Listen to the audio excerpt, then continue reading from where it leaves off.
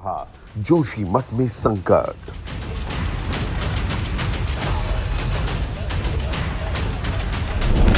तबाही की टिक टिक, हालात बहुत विकट।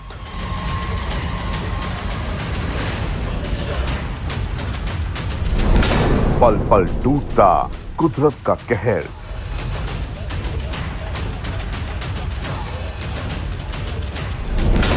विनाश की कगार पर एक ऐतिहासिक शहर।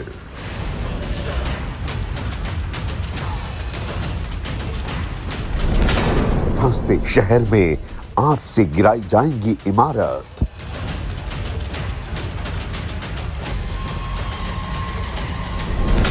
सबसे पहले 2 होटलों पर आफत।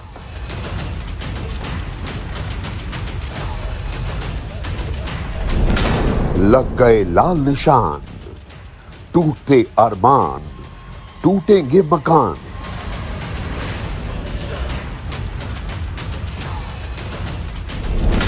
क्या मिट जाएगा जोशीमठ का नामो निशान।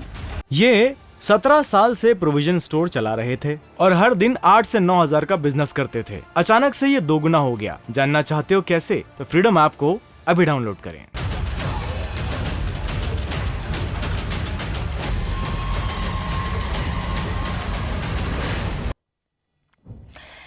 जोशीमठ में जैसे जैसे वक्त बीत रहा है, इमारतों और जमीन की दरारें और चौड़ी होती जा रही हैं और गहरी होती जा रही हैं और जैसे जैसे दरारें चौड़ी हो रही हैं, जोशीमठ पर संकट और बढ़ता जा रहा है।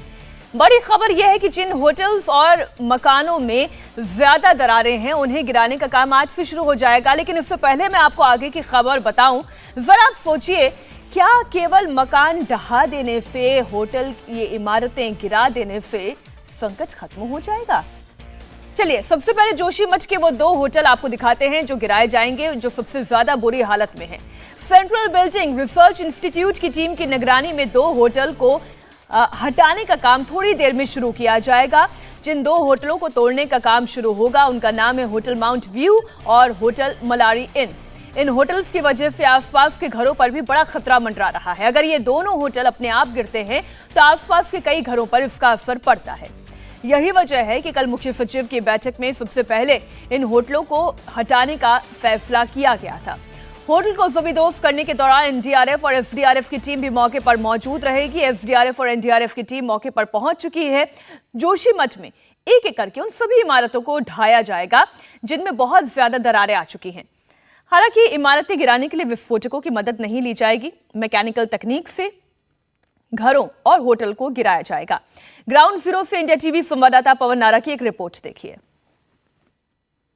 जोशीमठ के 2 होटल मलारी और माउंट व्यू कैसे गिराए जाएंगे, उसको लेकर पुलिस और एसडीआरएफ अभी रणनीति बना रही है। एसडीआरएफ की टीम और पुलिस की टीम यहां मौजूद है और अब ब्रीफिंग में बताया गया है कि जो भी मजदूर अंदर जाएगा वो एक सेफ्टी रोप से बंधा होगा और पूरी सेफ्टी का ध्यान रखते हुए इस होटल को, इन 2 होटल को गिराया जाएगा। सबसे बड़ी बात यह है कि एसडीआरएफ के जवान मजदूरों की सुरक्षा के लिए तैनात रहेंगे और पूरे प्रोसेस पर नजर रखेंगे। होटल को गिराने की जिम्मेदारी पीडब्ल्यूडी की होगी और उसके मजदूरों की होगी। जोशीमठ के लिए टाइम बॉम्ब बने 2 होटल माउंट मलारी और माउंट व्यू, दोनों को ही अब गिराने के आदेश दे दिए गए हैं और आज इस आदेश पर अमल शुरू होगा। ये दोनों होटल हैं, इनको गिराने के लिए एक बाकायदा योजना बनाई गई है, जिसके लिए सीबीआरआई यानी सेंट्रल बिल्डिंग रिसर्च इंस्टीट्यूट के लोग यहां आए थे, जिन्होंने पूरा प्लान बनाया है। आपको बता दें कि ये होटल एक साथ नहीं गिराए जाएंगे, बल्कि मैनुअल लेबर के जरिए एक एक मंजिल दर मंजिल गिराए जाएंगे। गिराने से पहले यहां पर मलबा इधर उधर ना फैलो, उसको सीमित रखने के लिए यहां बांस बल्ली पहुंचने लगे हैं और ये पीडब्ल्यूडी के कर्मचारी हैं जो इस होटल को गिराने की कार्रवाई में होंगे। सर, ये बांस बल्ली इसी होटल को गिराने के लिए लाए जा रहे हैं?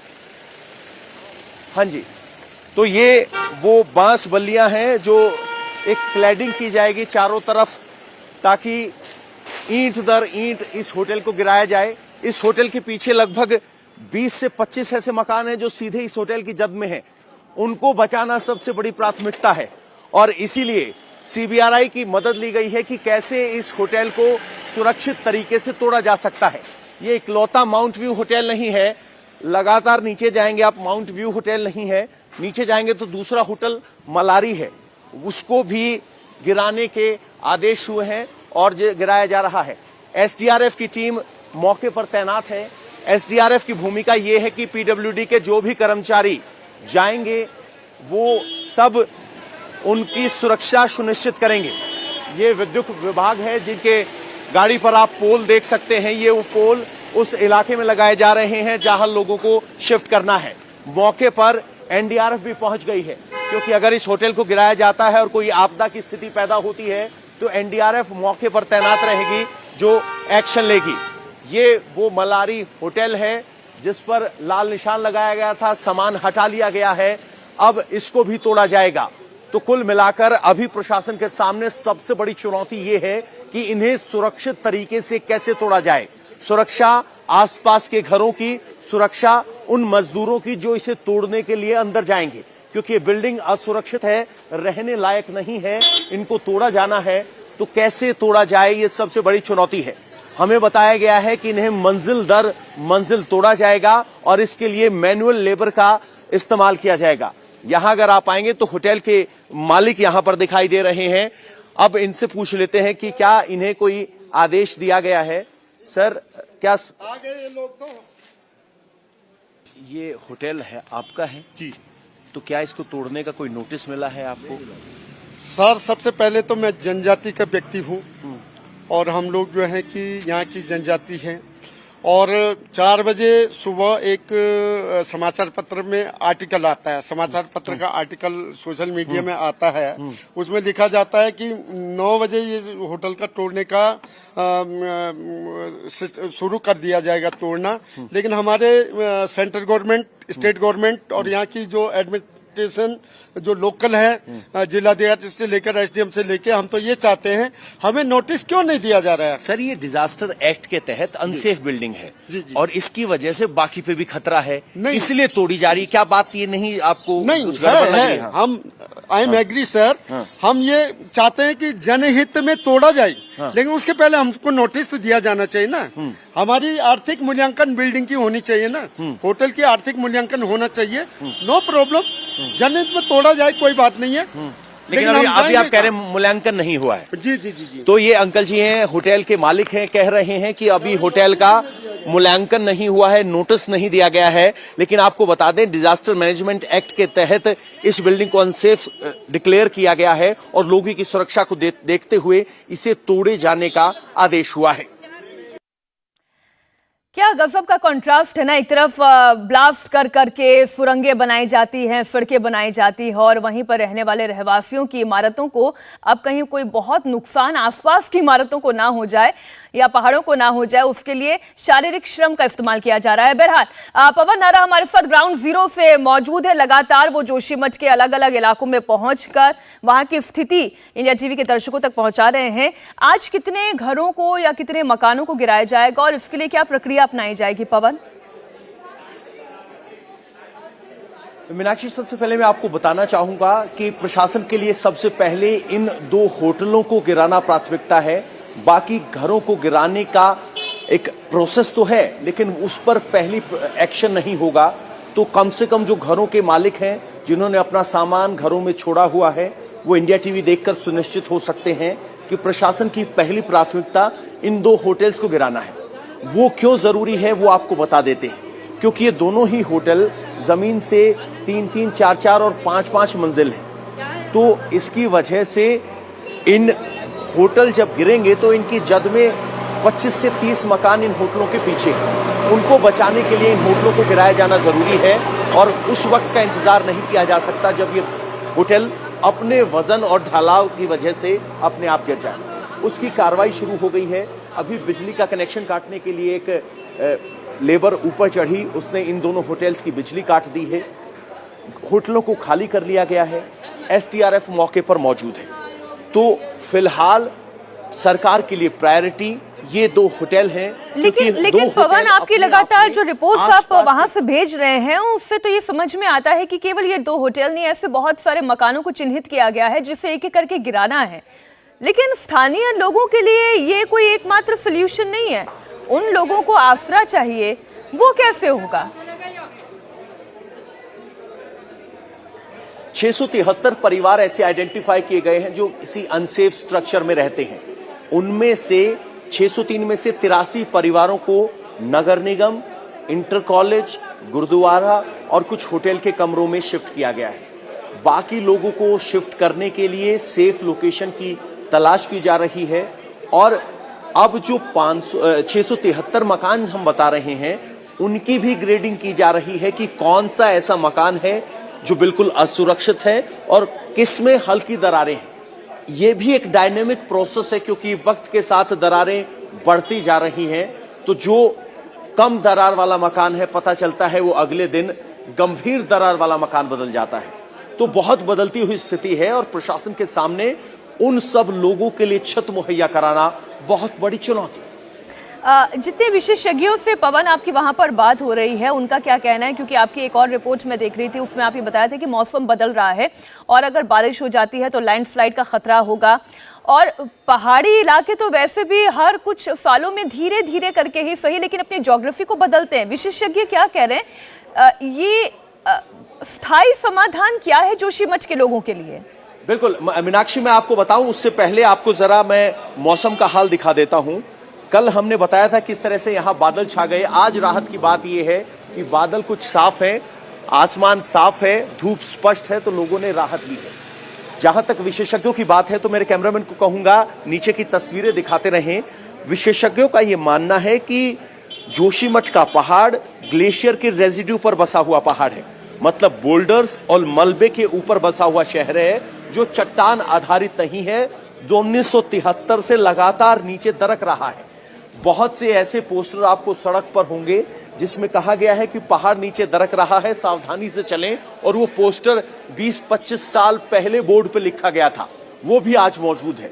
लेकिन दिक्कत परेशानी तब शुरू हुई जब दरारें आने लगी और एक हफ्ते के अंदर ऐसी स्थिति हो गई कि 673 मकान अनसेफ रह गए।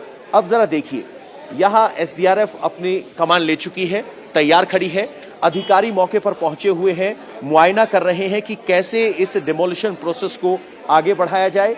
वहां पुलिस की तरफ से पब्लिक अनाउंसमेंट किया जा रहा है। तस्वीरें लगातार पवन नारा हम तक पहुंचा रहे हैं और जो विशेषज्ञों की राय आप पवन बता रहे थे, कई विशेषज्ञों से जब हम चर्चा करते हैं तो ये कहते हैं कि ये जितने इलाके हैं, पहाड़ जो है अपना कद बदलते हैं, पहाड़ी नदियां अपना रास्ता बदलती हैं और फिर उन्हीं के किनारे किनारे धीरे धीरे इंसानी सभ्यता बसती चली जाती है।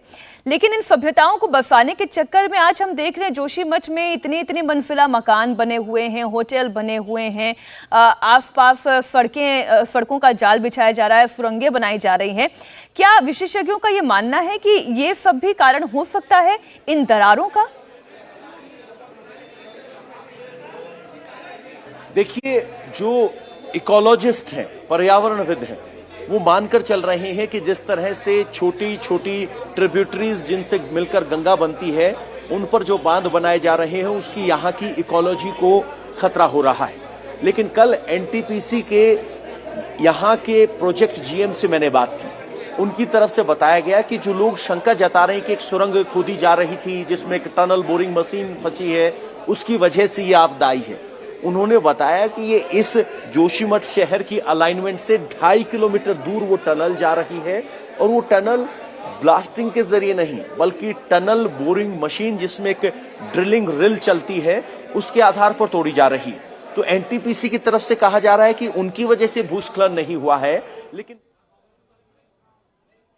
के करीब आ गए और टिल्ट कर गए एक दूसरे पर। इनका डिमोलिश करना इसलिए ज़रूरी है क्योंकि इनके नीचे भी कई घर हैं और कई होटल हैं, तो ये अगर ये और सिंक करता है और कहीं ज़्यादा सिंक कर गया तो ये होटल कभी भी गिर सकता है। इसलिए एक्सपर्ट की टीम ने ये डिसाइड किया कि इसको डिमोलिश किया जाए।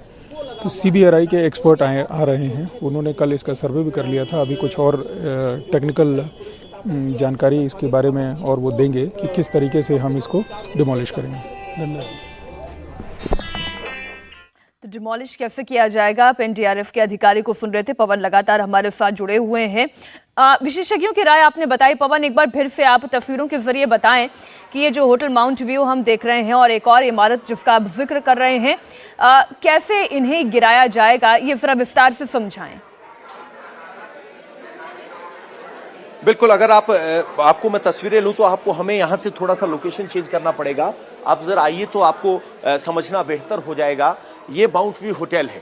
आपको सड़क से भले ही इसकी 2 मंजिल दिखाई दे रही हों, लेकिन ये सड़क का पुश्ता काफी ऊंचा है और इसके नीचे 3 मंजिल है।